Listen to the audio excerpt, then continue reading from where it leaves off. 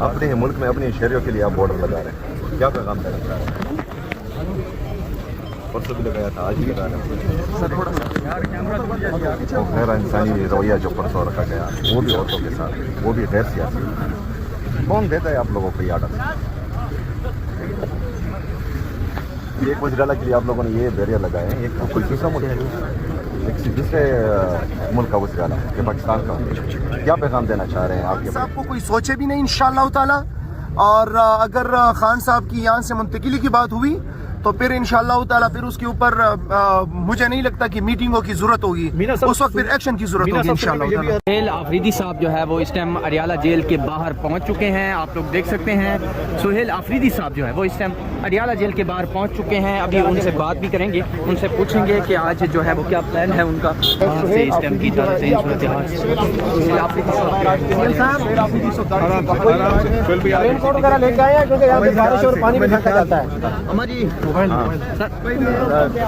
سر عمران خان صاحب کی جیل منتقلی کے حوالے سے خبریں آ رہی ہیں۔ سہیل صاحب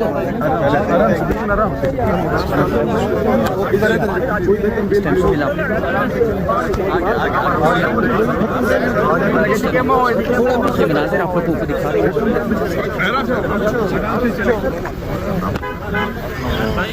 آرام سے چلیں، وہ یار بچے تھوڑا پیچھے ہو جائے آرام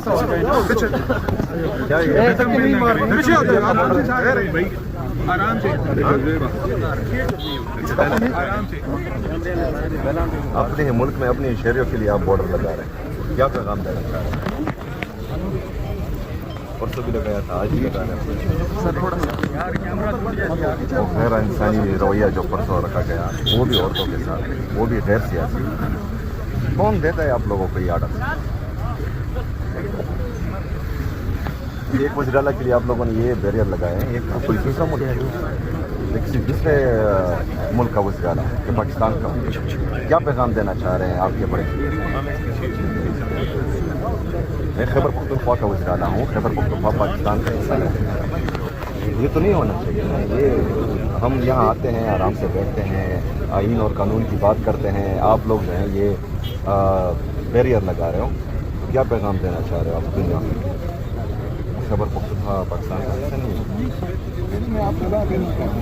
میں پاکستان میں ایک صوبے کا وزیر اعلیٰ نہیں ہوں، یہ تو بہت غلط میسج آپ لوگ دنیا کو پہنچا رہے ہیں، کہاں تک حالات کو لے کے جا رہے ہیں؟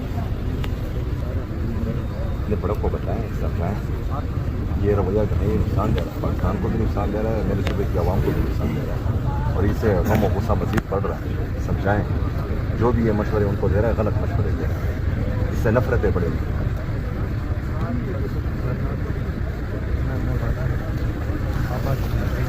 سہیل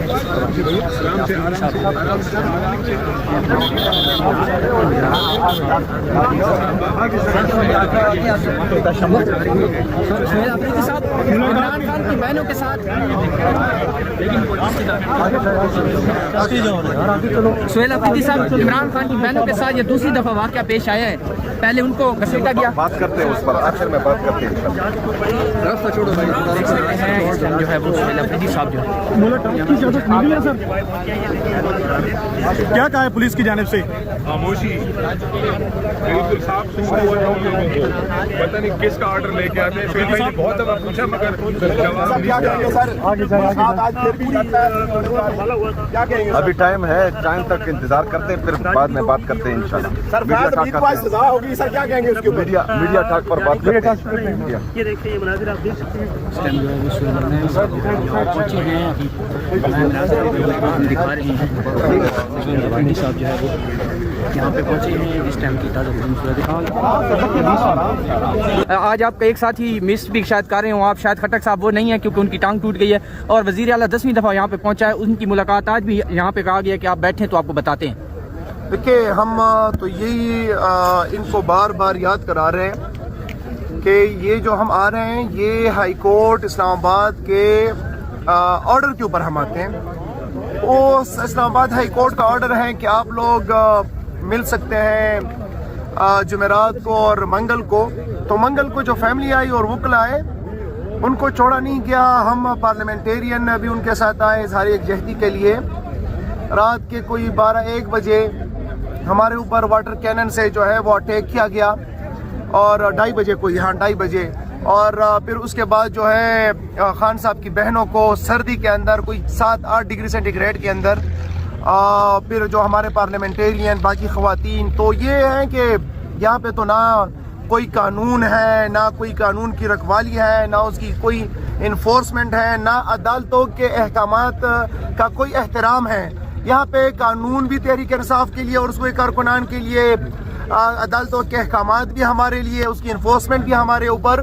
تو بڑی دکھ کی بات ہے پھر جب لوگوں کو گرایا گیا۔ دیکھیں شاہد خٹک صاحب جو ہے وہ پارلیمنٹری لیڈر ہے پی ٹی آئی کے نیشنل اسمبلی کے اندر، ان کو گرایا گیا، ان کی ہڈی ٹوٹ گئی۔ عظمیٰ آپا کو گرایا گیا، اس کے علاوہ جو ہے نورین آپا، ہم خود گرے، کافی لوگ زخمی ہوئے اس میں۔ تو ان کو شرم آنی چاہیے۔ Chief executive of the province high court کے حکم کے اوپر 10ویں دفعہ آ رہا ہے مسلسل، ہائی کورٹ بھی اپنا حکم جو ہے وہ منوا نہیں پا رہی، انفورس نہیں کر پا رہی۔